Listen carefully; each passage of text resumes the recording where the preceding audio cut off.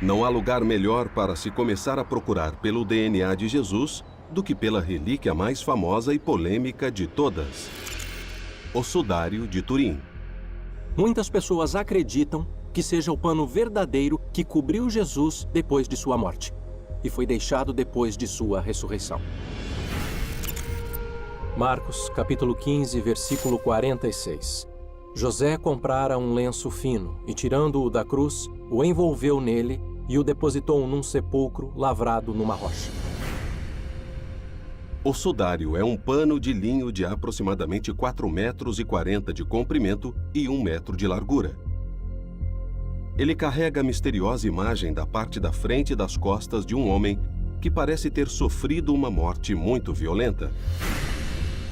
A imagem fica mais clara no negativo em preto e branco. Essa anomalia misteriosa foi descoberta pelo fotógrafo amador Secondo Pia em 1898, enquanto tirava as primeiras fotos do sudário. De certa maneira, o sudário de Turim é a relíquia de todas as relíquias, porque você olha para a imagem do sudário e o que você vê é que ele conta a história da paixão de Cristo. A coroa de espinhos na cabeça dele, os pregos nas mãos e nos pés, os ferimentos do açoitamento de Jesus. Hoje, o sudário é mantido na Capela Real da Catedral de Turim, na Itália. O DNA que reacendeu o maior mistério da cristandade. Veja agora no Ocultos. Em 1988, 3 laboratórios disseram que o sudário de Turim era medieval.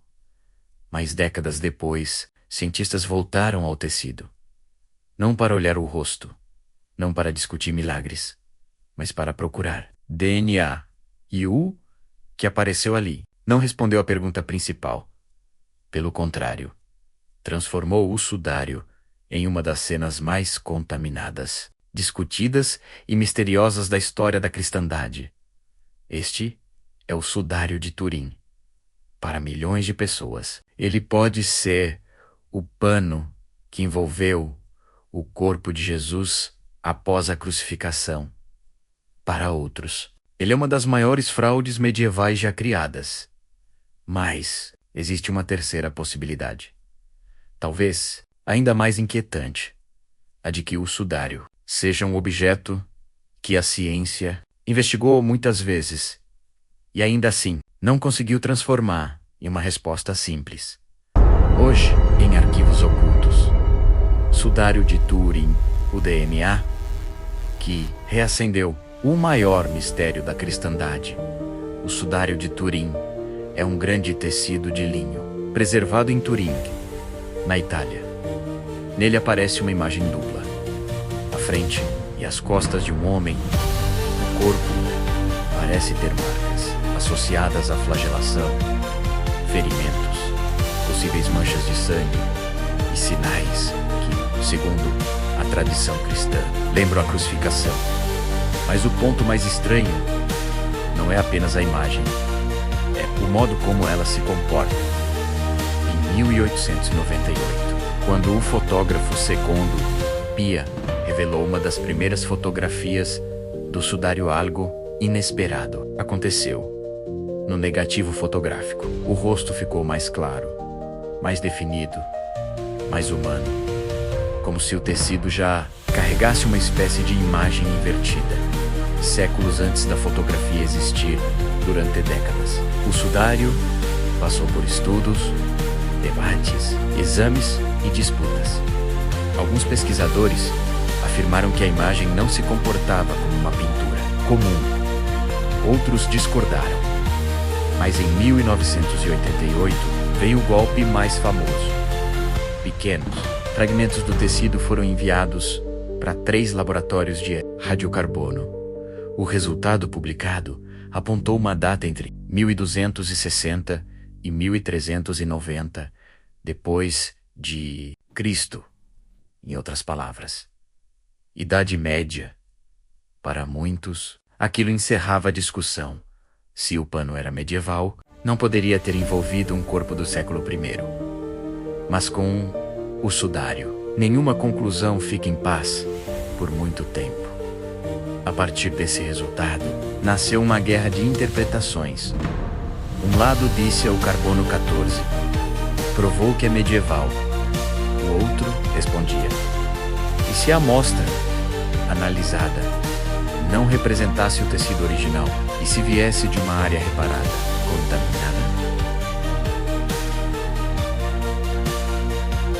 contaminada, alterada por séculos de manuseio, incêndio, água, fumaça e restaurações, essa disputa nunca desapareceu.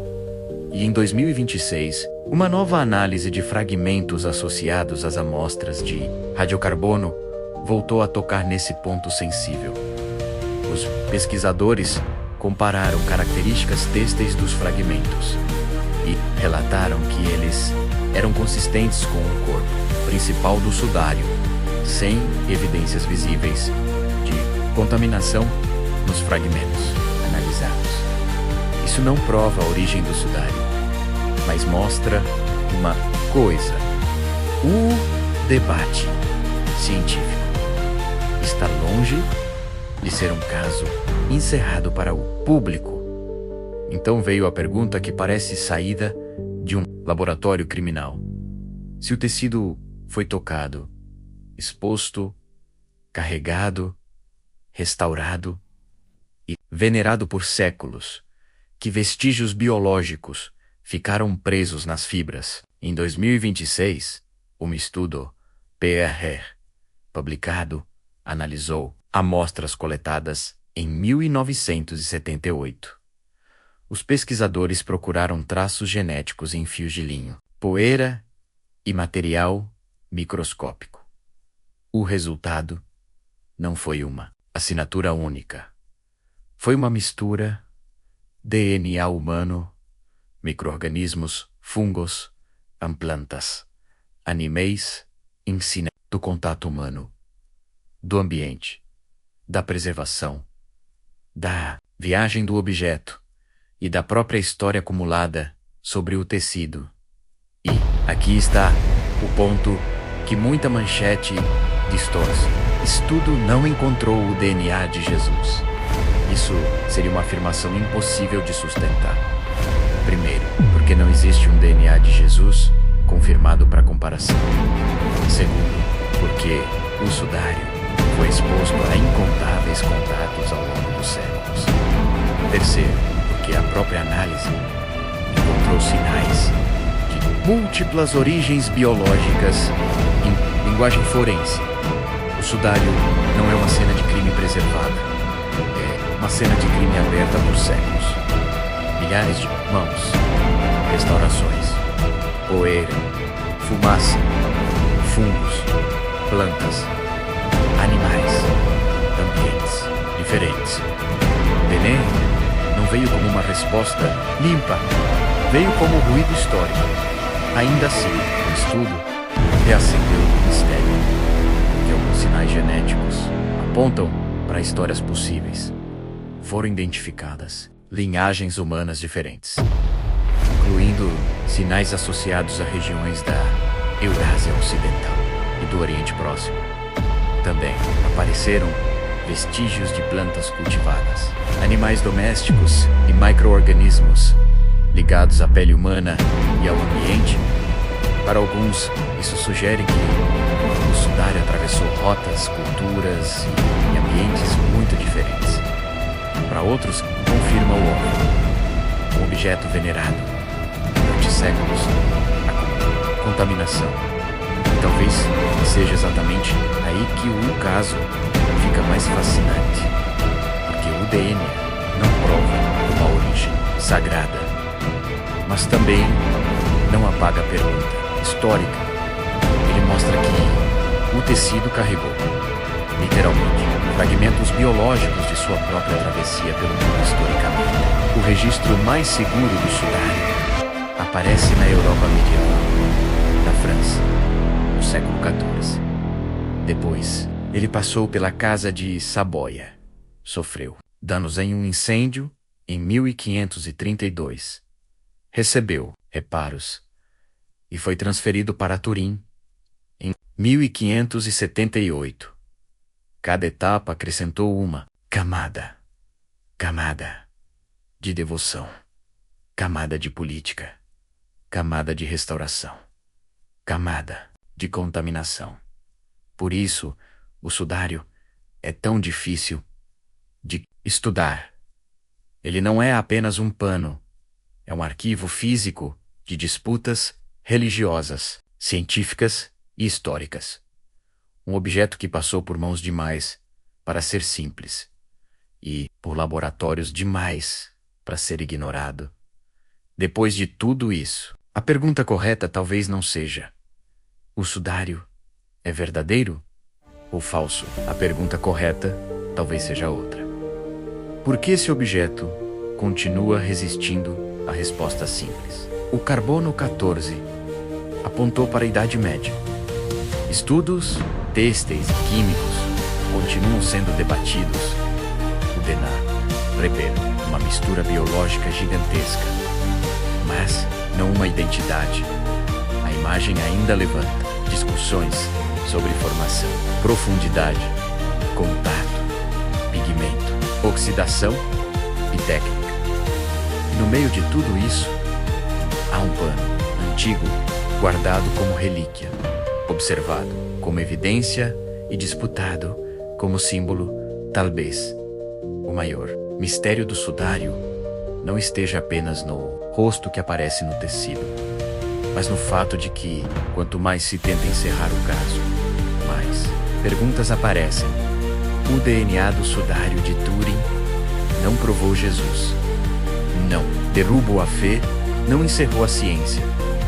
Ele fez algo mais perturbador. Mostrou que o tecido carrega sinais biológicos demais para uma resposta simples. E, talvez por isso, o sudário continue sendo um dos objetos mais investigados da história. Não apenas porque pode estar ligado a Cristo, mas porque ele obriga crentes e céticos a encararem a mesma pergunta. Quando a ciência encontra vestígios, mas não encontra conclusão, o que resta? Se você acha que o sudário é uma relíquia verdadeira, uma fraude medieval ou algo ainda sem explicação, escreva nos comentários. Este foi Arquivos Ocultos.